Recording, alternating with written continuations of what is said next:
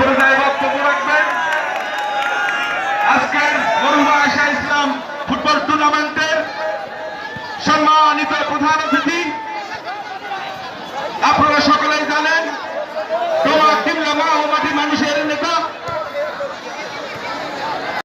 নির্বাহী অফিসার জনাব নাজমুল আলম আমন্ত্রিত অতিথি হিসেবে উপস্থিত রয়েছেন। ডোমা থানার অফিসার ইনচার্জের প্রতিনিধি, ডোমা থানার সেকেন্ড অফিসার কাজল দানা।